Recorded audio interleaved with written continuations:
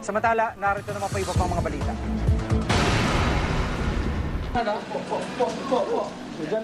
Halos wala nang sot ang mga babae nagtatrabaho sa bar na ito sa Pasay City nang abutan ng mga operatiba ng NBI Anti-Trafficking Division.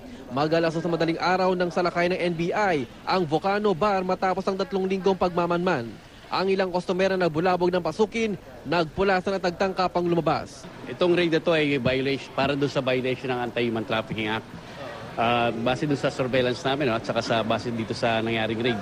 May mga malalaswang palabas sila rito at nag-offer sila ng mga sexual services sa mga kanilang customers.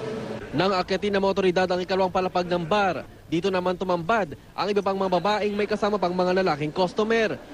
Sa halos 20 kwarto ng bar, ilan dito ang okupado. Dito sa bahaging ito ng bar ay mayroong mga tinatawag na mga VIP room. Gaya ng nakita nyo, luma na itong bahaging ito ng bar na ni-raid nga ng NBI.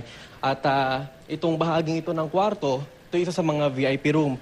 At katatapos lang, sabi ng NBI, posible daw na may naganap na mga malalasong bagay dito dahilan kung bakit nila ni-raid ang bar na ito. Pero ayon sa mababae at ilang empleyado ng bar, wala raw masamang gawain dito. Ay, hindi ko po alam, sir. Kasi po dyan lang po talaga ako. Ano lang po ako, nag-assista lang po ako ng babae lang po dyan. Mga kailangan po nila, gamit po. Dinala muna sa headquarters sa NBI ang 19 na nagtatrabaho bilang entertainers para malaman kung may mga minor de edad sa kanila. Sakaling mapatunayan, maharap sa kasong child abuse ang may-ari ng bar. Haji Rieta, GMA News.